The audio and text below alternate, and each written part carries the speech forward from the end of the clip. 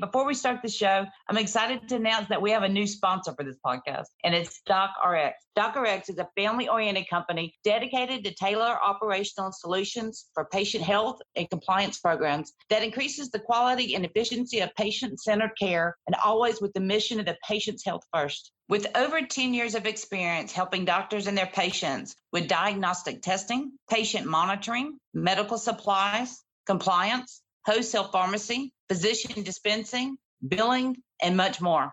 DocRx is your patient and health compliance solution, both under one roof. To find out how DocRx can help you, your hospital, pharmacy, or physician's office, see all their services at docrx.com. That's DOCRX.com. Now on to today's show. I've built a great factory here. I've built a great job here. What I haven't built is a company here. The studio is going to move into the world of a full media company. So I'm not a podcast company. It's going to be an internet broadcast company, meaning podcasts are still going out. And then we're moving to the world of having our own media network. Eventually, I'm going to build a Deep Fried network app that you will be able to access podcasts, the Uncle Henry Internet Show, all of those videos, everything, just like a cable network. Hey everybody, welcome to the show. The show we had planned for today was going to be about talking about Cheers to Business going into 2021, and we ended up talking about Deep Fried Studios and Johnny and his goals.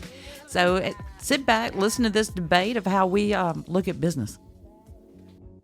Hey, I'm Karen. I'm a former CPA, entrepreneur, business consultant with big ideas. Welcome to Cheers to Business. Okay, Johnny, thank you for coming to this meeting that we impromptu scheduled. I love to be on the microphone because I never get to do it in my own studio, so it's great. Well, I do see you on the Uncle Henry Show on Friday nights try to pop in front of the camera quite a bit. But that's part of the. So I do a Friday night internet show, which we can talk about the studio growing because now I'm doing live streaming video, which a year ago I was no way I was going to do it because I didn't want to spend the money, the time, and the effort. But on Friday night, we do that show, and I'm the producer of that show. But part of it, I'm also the Ed McMahon. Just giving you a little, because it's Uncle Henry by himself as a host, right? Well, I'm the Ed McMahon that kind of adds either tension or relief of what he's doing. The comedy relief. So, it depends. Sometimes it's me to make him angry. Yeah. But that's part of the show. Part of the show is... I like it when you've had a couple drinks first, though, because I can tell. Sometimes, again, so it's a Friday night show. We have 3 cameras set up. It's a full set. Guest, music act. It's just like a David Letterman show from the 1990s. By the time we get set up, there's been so many problems. And we laugh about it now when you don't start on time. And connections. And that's why I need the drinking, because my nerves are shot. Because we try to go live at 8 p.m. every Friday. And we're usually good, like 8:03, 8:02. But by the time we get going, I'm so frazzled by we start that I have to have a couple of drinks just to get back to a normal setting. Well, he's got me listed as Ask Aunt Karen as the senior executive producer because I've helped support the show. Correct. I want to tell people and you why I choose to support the show. Please do. So let me tell everybody, it's a fan-funded show, yes. Meaning so no corporate sponsors, no advertising, and the fans send in money every Friday. And the reason I do it is because pre-COVID, we would have gone out on a Friday night. Correct. We would have spent a lot more than what, I'm donating to the show. And so me and my husband. So I feel like if somebody can provide me some entertainment, I would have went out to go get that before. Correct. So what is the difference? So that's money you've allotted for entertainment, regardless of how you spend it. Correct. And so now you're helping and sponsoring an entertainment show that you watch on Friday with your husband at your house. Right. Which is on YouTube and on Facebook. And thank you for your support. We've got 6 people who really help us pay for all of our overhead. And it's a very big overhead.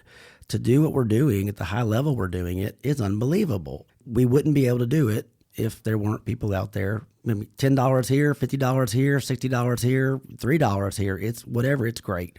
Well, you know what? I just realized that I watched Friday night and then I got busy and failed to do my support. So let me tell y'all how easy it is. I'm going to Venmo or you can go to PayPal. To me, Venmo's easier now. So I'm going to hit pay and then up in the username, which I'm trying to get used to all this stuff, it comes up Johnny Gwin at Deep Fried Live. That's right, Deep Fried Live, which we need to fix that. So we have a branding problem because it's known as the Uncle Henry Show. Right. And then I've got it called Deep Fried Live. We're fixing that over before the next season because it's just too hard for people. I'm making it hard for people to give me money, Karen. Yes, you are. What is wrong with you? Because, no, write that down. Write that down because we're going over what we've done right and what we've done wrong. And we haven't even gotten to the Cheers to Business yet. I know. So write down, fix the branding. See, Venmo makes you give a message when you pay. So I'm going to say fix branding as a reminder for you. All right, done. Hit send. All right, I did my weekly support because I do appreciate being entertained now that you're at home all the time. The lockdowns happened, shutdowns happened. I lost 1/3 of my business immediately. And instead of me, and you've talked about this, your adult panties, get your underoos out, Johnny.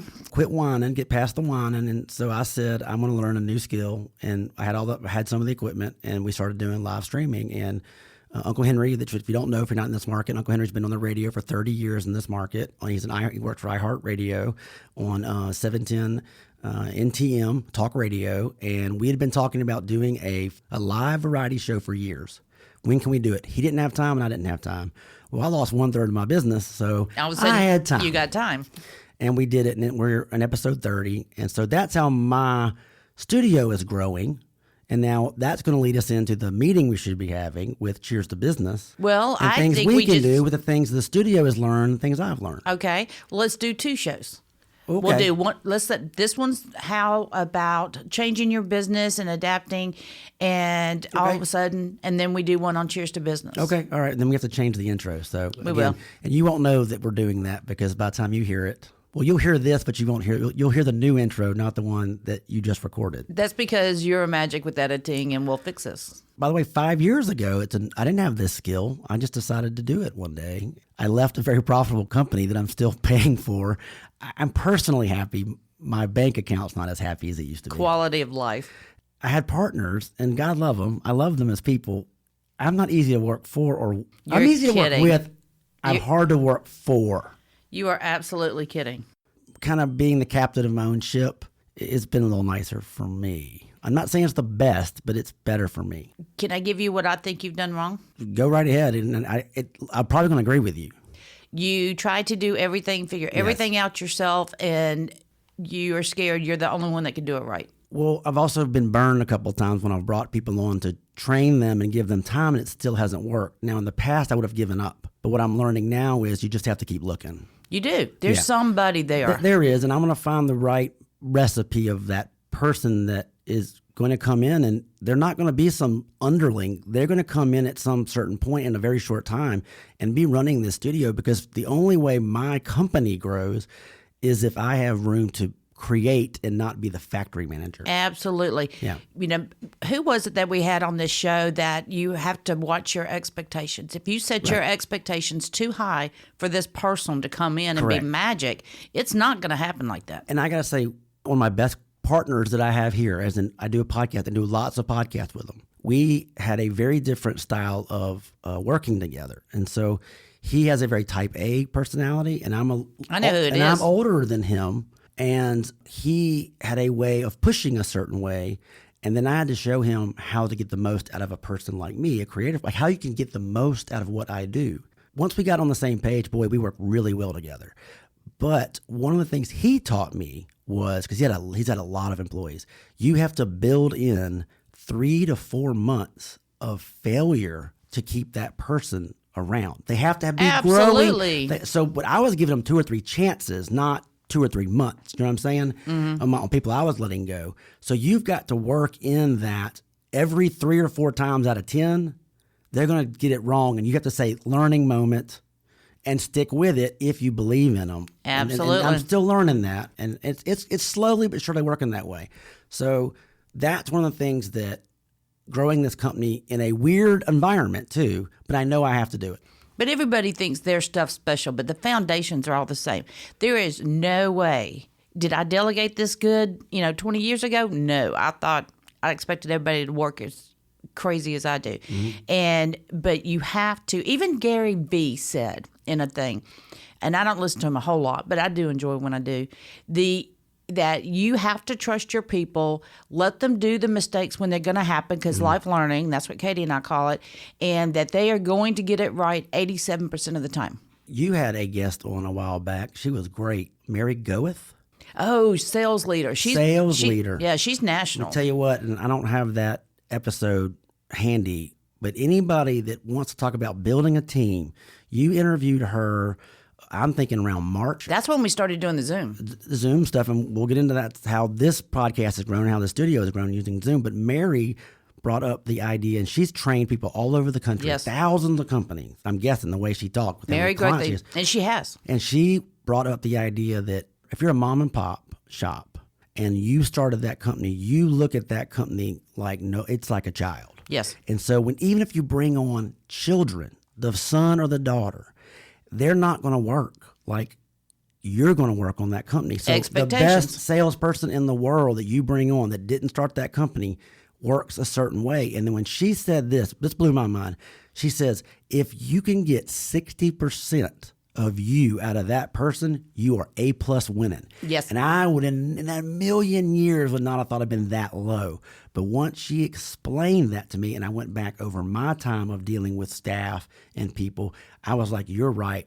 Those expectations that I had for someone to be me and have the same feelings of this company that I did, it's just they're not going to. It's not possible. If you expect too much and judge too harshly, you've lost already. Yeah. That person's never going to be as high as what you built up in your mind. Yeah. It's not going to work. You say this all the time, too. Your hobby is building companies and working. Yes.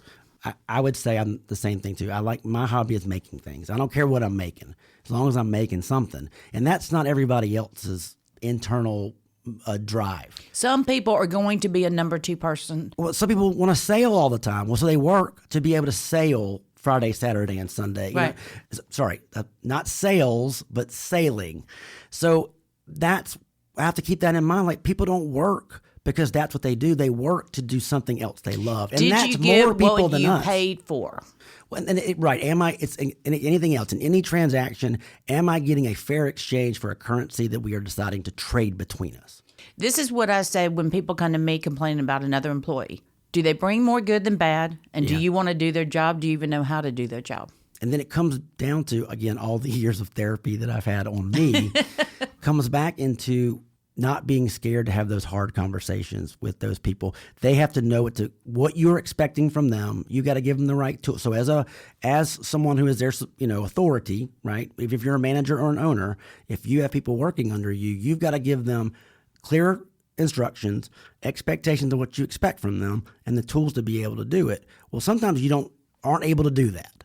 And the other person has to respect that and then also deliver the best they can on those things to be able to do it. And then you look at each project and each day as, did I get a positive or a negative of what I'm asking for this resource? Well, there's a difference between a job and a career. Career is something you want to do and want to be. Right. A job is just something you're doing so you can go eat. And so if somebody's truly not happy doing what they're doing, you have to find the books on traction and rocks, and that you have to find the right ass for the right seat. So if you have somebody that's working for you, I've recently done this, and I think I found her right seat in one of my consulting gigs, and she's good, but she wasn't great at that. Yeah. So I moved her over here. Task. Yeah. But I didn't give up on her. And so I moved her into another role. It's all right. Yeah. It's not right yet. So I think now I moved her, made some changes, got her in a different role, and I think I've got her where she's going to excel and where she's going to be happy. Well, that's when you hear, again, Gary Vaynerchuk, Grant Cardone. Karen Simmons. Karen. But when you hear those people that have very big companies talk about, I don't hire for the task, I hire for the possibility. Yes. Because they find somebody who's talented, and then again, patience, right? If you have the luxury of the patience, you can afford to find where you've invested in the possibility of this person, and then you find where that person fits into your multifaceted. But who am place. I to judge that I'm going to get it perfect every time by putting them in the right chair? It's not going to happen every time, so you have to adapt. But even when I worked in the bigger ad agencies in my career, that it was my career, not job. I mean, like, I really found my career with it in advertising. I only worked in boutique shops. Less than 30 employees. Even we were doing like 30, 40, 50 million in billing. We only had like 20, 30 employees. So that's kind of like a startup, and I'm a true startup still now. You don't get the luxury of hiring somebody to find where they go, because you hire somebody and everybody does everything. Yeah. So that's where it gets a little weird too, because I'd love to bring on somebody because I know that person's talented. I know that person has that spark, but then I don't have the time, that luxury of being able to find where they exactly go. When I'm saying, hey, I'm throwing you in the deep end, you need to start swimming today. Yeah, no, you warn people in the interviews. This is going to be a sink or swim. Well, and I found the right person with the education, the experience to do what I need him to do, but he wanted a contract from me. And my thing is, if I sign that contract at my own detriment, I will pay that thing off. Yeah. And I knew I couldn't bring him on because he was wanting me to define a job role at a startup company where it's me and him. And the thing I kept saying is, dude, if you never worked in a startup, because if we're cleaning toilets, we're cleaning toilets. Do what you got to do. We're doing whatever we do. And I don't want to hear, well, that's not my job description. I'm like, dude, at a startup, there is no job description other than get it done. Yeah. Get it done, and get it done affordable and where it can last. My little one-man shop needs to be a 2-person shop. I bet you it's easier to get 20 people from 10 than it is from 1 to 2. I disagree. I do. For I don't me, think so. I'm having the hard time making that. I think what I'm saying is you get used to doing what I'm trying to do over time. Right now, I am so precious in holding on to what it is that it's very difficult for me. But look what I've done with Mako. Mako Logistics. Okay, what is Mako? Okay, Medco. Medco, sorry. Med, like medical. All right, so I'm CFO of Coast Diagnostics, the laboratory that's going full laboratory now, not just COVID test. And he needed a courier, so I sat on Katie's bed one day and created Mako Logistics. We now have over 26 drivers. We've employed over 35 people total. But you've done this for how many decades? I mean, I'm not saying what that one company is, but through multiple companies, you've been doing this for a while. But my point is what I've learned over all this time doing this is that I hired one person this weekend. I've never seen them. I've never met Monzi, who lives in Atlanta and drives to Montgomery to meet the Mobile courier every night. I bet you checked his background. I did not. Didn't? No. Not even like a... I had to have somebody that day. Okay, I got you. All right, so what I'm doing is process of elimination. You hire me and you quick to fire if this not working out. Sorry, this ain't for you, bud. And you're growing in a way that you're regional, so it's city by city by city. But we have put background checks into place now. Yeah, right. Again, if you'd ever told me between my car, my husband's car, and the others that we own 9 vehicles, no, I would have never, ever dreamed. We're in strange times. Everybody makes jokes about 2020. I still think there's a lot of more suffering to come compared to where I wish the economy had been. Right. But there's still my little company finding growth, and creating more skills, more services, you finding opportunity and entropy and change, finding that possibility. It's out there, and I think that it was the kick in the butt that I needed to do some certain things that I kept sitting back and waiting not to do. Yeah, I think you would have found reasons not to do it. I would have over and over again. And so I'm going with the very first show when COVID hit. The very first show, I said, suck it up, put your big girl panties on, stop crying, and find a different way to do it. And it's true. Yeah. Again, I go back to the business coaches, and I love the Gary V's of the world and all that stuff, but they don't give very tactical things to do. They give kind of mindset stuff, so you get kind of locked into. It sounds so great when it's kind of like going to a tent revival when it becomes bumper sticker though. Yeah, but it doesn't tell you how to go from or an Instagram 1 post to 10x, right? It don't really tell you how to do it. It's just like get your mind into this and do this. But the one thing I will say is you can't grow without the idea of optimism. You can't sit there and be woe is me. You got to get past the grief and the anger, and you have to have the optimism that what you're doing is going to make it. Expectations again. Yeah. We keep coming back to that. Well, and also comes down, I changed, this is about 2 or 3 years ago, I changed my definition of success. What I thought success was based on a much older 10-year viewpoint of what that was to me. So what is it now? It's me making a living, not rich, making a decent living here to do the things that I've promised myself and promised my wife, right? But I get to do the things that I love to do. But I'm not just surviving, I'm thriving with it. 10 years ago, I would have said, I want to be a household name in my industry. I want to be in Communication Art Magazine. I want this. I mean, all these things I had to do. That's a high It expectation. was a lot of stuff, but that's the school that I went to. I went to a school where that's what happened. Those people did do that. I mean, so I kept taking this mentality of 20 years ago and bringing it forward.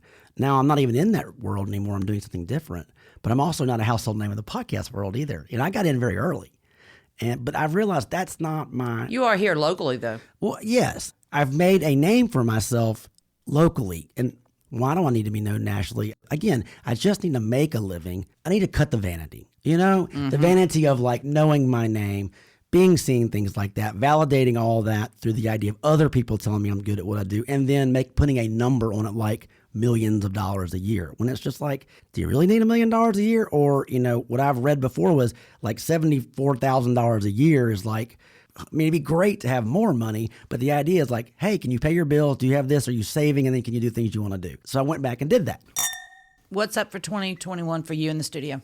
The studio is going to move into the world of a full media company. So I'm not a podcast company. It's going to be an internet broadcast company, meaning podcasts are still going out. And then we're moving into the world of having our own media network, meaning it'll be Deep Fried Network, Roku on your TV. When you see CBS. Yeah, I meant to look that up. So CBS and, Netflix, it all has their little apps on your TV, right? And YouTube has their app. Well, eventually I'm going to build a Deep Fried Network app that you will be able to access podcast, the Uncle Henry Internet Show, all of those videos, everything, just like a cable network. I'm challenging you. Yeah. I'm challenging you right now to write down the date you want to start and want to have it done by. And put that on your calendar. Already been done, and it's March 1st to have up the actual early free cable network. Nice. Yeah. And so it would be at least 36 episodes of all of the Friday night shows, some hand-picked podcast stuff, some content things that we are working on, and then have it up where it's working. Because the idea is I'm going to beta test it for a while with the people that are already supporting me, and then they can give me honest feedback to tell me what they like about it and what they don't like about it, because you have to make it easy to get these shows. You know not to ask me unless you really want the answer, right? But one thing I'm learning is you don't know the back end of how difficult something like that is to make. But it's irrelevant to me as a listener. But what I'm doing is I don't defend myself. I listen to what you're saying, and I don't need to explain it to you, but I need to just go and say, good point. That matches something we're saying. When we get the technology and the money to be able to fix it, we'll fix it. But right now, we just need the damn thing to work right now. But also, is it maybe something that doesn't need fixing, but I need how I'm perceiving it changed? Correct. And then I'm also always I am an end user builder. Meaning, your success depends on it. I sit back and I say, I know I built this, and then I literally, I step into the shoes of the end user, and I start going through it going, okay, that's a problem, that's a problem, that's a problem, because I want it to be efficient, easy, and optimized. But how fast are people in general talk about problems but don't try to fix them? No, well, then you better have a damn good product. You better have a damn good product, because I don't understand that process. And most things in life, you do the best you can. You do a professional job, and mostly you're running out of time or money, but you get it out there. But then you need to be improving it along the way if you believe in the product. But and that's a mindset thing. Is it short-term money or is it long-term money? I like long-term money. Of course, me too. I'm not putting out a product to make $1 million and then you don't see me again. First of all, I've never made anything like that. I would rather be the person who is like, the baseball player that hits singles and doubles all day. Well, that person's very important. I don't need to be the one, hitting home runs and then striking out all the time. I want to be the one that's constantly singles and doubles, singles and doubles, singles and doubles. Let me tell you something funny. My brother-in-law says, and he's been saying it for years, but we watch a lot of football together. And with my sister and husband and the whole family. And he always says they only need to go 4 yards each time. That's right. That's net positive versus net negative, right? I'm creating more positive than negative. And the idea to say that you're not going to fall on your face a bunch is crazy too. You're gonna fall. Can you survive? You're going to get bloody, but you got to get back up. We did that whole series on that. Sometimes my husband's what ifs whatever worst scenario you can Right. think of is going to happen. And I will just look at him and go, I choose to be optimistic. I just watched a great thing on Netflix called the Queens Gambit. I love that. So good. It is so good. And I'm not a chess player because my brain doesn't work that way, where they're thinking like 12 steps ahead. Do you know when they described her and about that far ahead and doing different things, multitasking? My husband, when they said that, he was walking through the room and he stopped and he said, "That's you." Well, because you see things coming. But I'm not that good as she is. Well, and again, she's like a superhero. That's the beauty of the whole. And it's all and so and fiction. chess is fascinating. Chess is the people who are awesome at it, like Spassky, My brother. and Bobby Fischer. Great movie, by the way, In Search of is Bobby good. Fischer. They go crazy because it's so consuming. They get lost in it. And they get lost in the math. They get lost in the abyss because there's something like 1,000,000 times 1,000,000 different combinations of what can be done.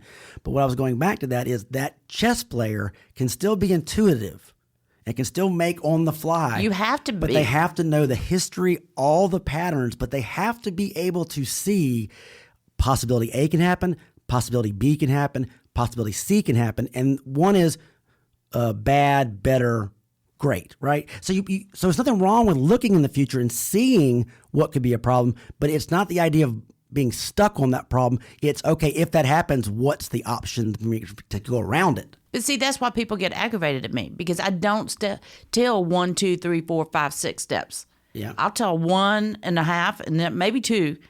And then let's see which way we need to go. But after I that. think you teach process too. So the idea Yeah. is like, look, the variables will change, but as long as you know how you've done things right in the past, it was a process. So Saban teaches that. Nick Saban at Alabama is like, whoa, we don't know who we're playing, but there is a process. Yes. We play the game we're going to play. We cannot dictate what they're going to do. We can only dictate what we're going to do. So the idea is you build a structure, a philosophy of how you handle something, not a specific. And how you react depends on who you're playing. Right. And then have the trust that It's no different than in business. It's no different. And I don't care what business yours. Everybody thinks theirs is the weirdest, theirs is the most special, theirs is none like anybody else's. I call bullshit.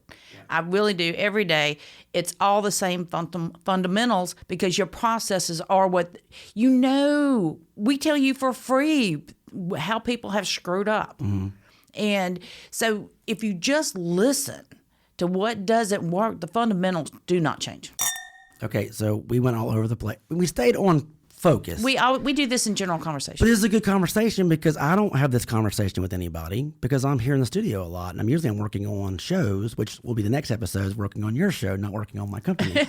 But we don't get to have conversations like this I don't get to have it with anybody, much less someone with your skill level to help me out a bit. Oh, that was sweet. Well, it's true. But I need to be able to talk it out. Yes. Because my brain I've analyzed it so darn much that it's in my universe and in my brain, and I don't know what's right or wrong. So to be able to spout it out and have somebody come back at me with, well, that sounds right, or that's pure crazy. I'll call it. I need to hear that. And I think everybody is in that mode. And this has been the year where I think a lot of people are just doing the daily. How can I survive today? Look, that's important too. No matter how big your company is, somebody better be doing that as well.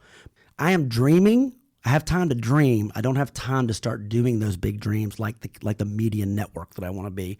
And I'm moving forward on that. I call BS on that too. What? That you don't have time. I think that's the dumbest excuse ever. I'm creating time now because I'm doing it and then working towards the process of I'm still searching for that number one, that number two, and that number three person that I can start bringing on to alleviate the daily factory that I've built a great factory here. I've built a great job here. What I haven't built is a company here. I'll go for that one. See what I'm saying? This is just a job. This is not anything that I can down the road can sell as a property. Maybe you need to change that. Well, it is, and that's me going forward. But I've got to solve. I know solving the first problem is me thinking the right way, having optimism of what and why do I want to make a network? What can that bring for me? What can it bring for my people that work with me? Okay, then that's the dream. That's the plan. The next thing now is, okay, the factory's got to have factory workers. I have the answer. Yeah, hire more dang right people right now.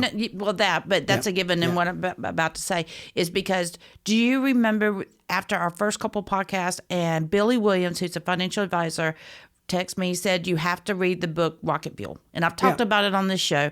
You are a visionary. We know where we want to go. I'm a visionary. We know where we want to go. We have to have integrators in our life. You need an integrator. It's like the astronaut. They had to have Houston to get there. You have to have Houston to get to where they're going. You got to have those number two people that you can't be. Somebody asked me last week, and they said, well, what exactly do you do? And I said, I don't do anything. I don't work. I strategize and I talk. You know what you need to say? I'm a builder. I like that one. And they go, what do you mean? And I say, well, I build things. I build companies. I build business models. I build things in the business world. I am the process of elimination expert. People used to ask me what I do for a living because I do so many things. And then I started to say, when someone asked me, what do I do? I just kept saying, I make things. I see problems and patterns. Well, I see patterns that indicate problems, and then I find people better than me to fix them. Yeah. The takeaway of this show is, what's the takeaway of this show? Okay, let's see. We're showing everybody how we really are. Well, it felt like a business counseling session, like you're my psychologist. Like it felt like business therapy. You're not the only one. Yeah, you're not, and I'm good with it because I love these discussions, the ins and outs, and bringing it back home, and just really, it's to me, it almost is a debate sometimes, and I think that's fun. Well, it reminds me of those years of therapy when you want to fight that therapist because you're trying to defend your actions, which probably are not the best actions, until finally you have an epiphany that says, whoa, maybe they're right. Maybe I shouldn't be doing that, or maybe I should be doing that. If you knew how to do it, correct, then you'd already be where you want to go. So what do you have to change? Because if you keep doing things the same way, you're going to get the same results. But even the people that are super successful still have that mindset of, I can make it better. I need to listen to other people and do things that way. Always. I think like that every day. Yeah. Well, anybody that says, I know what the heck I'm doing, and nobody's better, there's probably 1% of 1% that can actually say that. The rest of the stuff, you're fooling yourself. Yes, you are. I call bullshit. Yeah. All right. Well, Johnny, I want to thank you for allowing us to have this discussion today. And we got real a few times. Watch your expectations. Yeah. Be willing to evolve and change. And what's your cheers for the day? Dang it. You know, I listen to everybody else do this, and it gets... I can't believe I just put you on the spot. When you get put on the spot, it's tough. It's a good thing you're going to edit this. Cheers to having the ability to listen to other people for help. Cheers for appreciating the people that want to learn and make their businesses, their lives more successful, whatever your definition of that is. Please be sure to subscribe to Cheers to Business podcast on iTunes or anywhere else that you get your podcast. Visit our Facebook and be sure to give us a like. And if you have any questions or topics you'd like us to discuss, shoot us an email from the website cheerstobusiness.com.